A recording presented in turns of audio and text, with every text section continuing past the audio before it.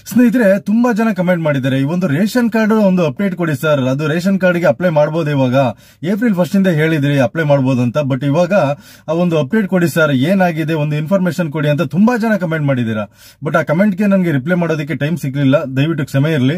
So ಅದೇ ರೀತಿಯಾಗಿ ಅದ್ರ ಬಗ್ಗೆ ಒಂದು ಅಪ್ಡೇಟ್ ಇದೆ, ನಾನು ಕೊಡ್ತೀನಿ, ಸಂಪೂರ್ಣವಾದ ಒಂದು ವಿವರನ ಕೊಡ್ತೀನಿ. ಅದಕ್ಕೂ ಫಸ್ಟ್ ಸ್ನೇಹಿತರೆ, ನೀವು ಯಾರೆಲ್ಲ ಈ ಒಂದು ವಿಡಿಯೋಗಳನ್ನ ನೋಡ್ತೀರಾ ನಂದು, ಸೊ ದಯವಿಟ್ಟು ಕೂಡ ಯೂಟ್ಯೂಬ್ ಅಲ್ಲಿ ನೋಡ್ತಾ ಇದ್ರೆ ಸಬ್ಸ್ಕ್ರೈಬ್ ಮಾಡಿ. ಅದೇ ರೀತಿಯಾಗಿ ಈ ಒಂದು ಇನ್ಸ್ಟಾಗ್ರಾಮ್ ಮತ್ತೆ ಫೇಸ್ಬುಕ್ ಅಲ್ಲಿ ನೋಡ್ತಾ ಇದ್ರೆ ಫಾಲೋ ಮಾಡ್ಕೊಳ್ಳಿ. ನೀವು ಫಾಲೋ ಮಾಡೋದ್ರಿಂದ ನಿಮ್ಗೂ ಕೂಡ ತುಂಬಾನೇ ಹೆಲ್ಪ್ ಆಗುತ್ತೆ. ಅಂದ್ರೆ ನಿಮ್ಗೆ ಇನ್ಫಾರ್ಮೇಶನ್ ಟಕ್ ಅಂತ ಬಂದ್ಬಿಡುತ್ತೆ ನೋಟಿಫಿಕೇಶನ್.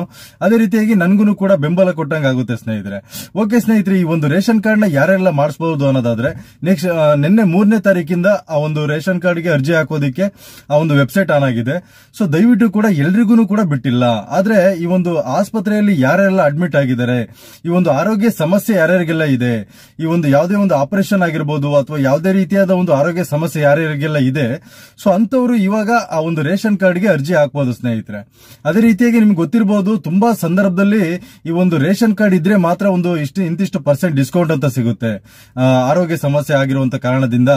ಆ ಸಂದರ್ಭದಲ್ಲಿ ನಿಮ್ಗೆ ಇವಾಗ ನೋಡಿ ಆ ಒಂದು ವೆಬ್ಸೈಟ್ ಆನ್ ಆಗಿದೆ. ದಯವಿಟ್ಟು ಅಂತವ್ರು ಯಾರ್ಯಾರೆಲ್ಲ ಇದ್ದೀರಿ ಇವಾಗಲೇ ಅಪ್ಲಿಕೇಶನ್ ಹಾಕಿ ರೇಷನ್ ಕಾರ್ಡ್ ಗೆ.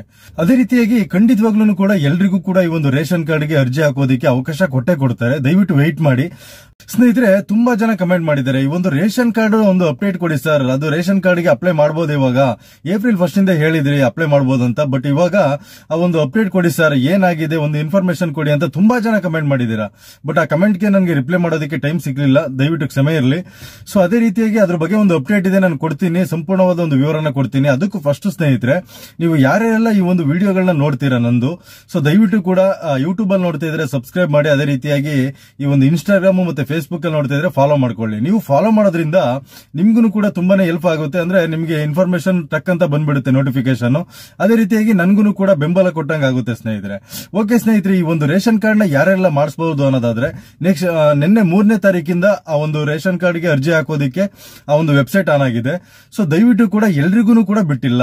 ಆದ್ರೆ ಈ ಒಂದು ಆಸ್ಪತ್ರೆಯಲ್ಲಿ ಯಾರೆಲ್ಲ ಅಡ್ಮಿಟ್ ಆಗಿದ್ದಾರೆ, ಈ ಒಂದು ಆರೋಗ್ಯ ಸಮಸ್ಯೆ ಯಾರ್ಯಾರಿಗೆಲ್ಲ ಇದೆ, ಈ ಒಂದು ಯಾವುದೇ ಒಂದು ಆಪರೇಷನ್ ಆಗಿರ್ಬೋದು ಅಥವಾ ಯಾವುದೇ ರೀತಿಯಾದ ಒಂದು ಆರೋಗ್ಯ ಸಮಸ್ಯೆ ಯಾರ್ಯಾರಿಗೆಲ್ಲ ಇದೆ, ಸೊ ಅಂತವರು ಇವಾಗ ಆ ಒಂದು ರೇಷನ್ ಕಾರ್ಡ್ ಗೆ ಅರ್ಜಿ ಹಾಕಬಹುದು ಸ್ನೇಹಿತರೆ. ಅದೇ ರೀತಿಯಾಗಿ ನಿಮ್ಗೆ ಗೊತ್ತಿರಬಹುದು, ತುಂಬಾ ಸಂದರ್ಭದಲ್ಲಿ ಈ ಒಂದು ರೇಷನ್ ಕಾರ್ಡ್ ಇದ್ರೆ ಮಾತ್ರ ಒಂದು ಇಂತಿಷ್ಟು % ಡಿಸ್ಕೌಂಟ್ ಅಂತ ಸಿಗುತ್ತೆ ಆರೋಗ್ಯ ಸಮಸ್ಯೆ ಆಗಿರುವಂತ ಕಾರಣದಿಂದ.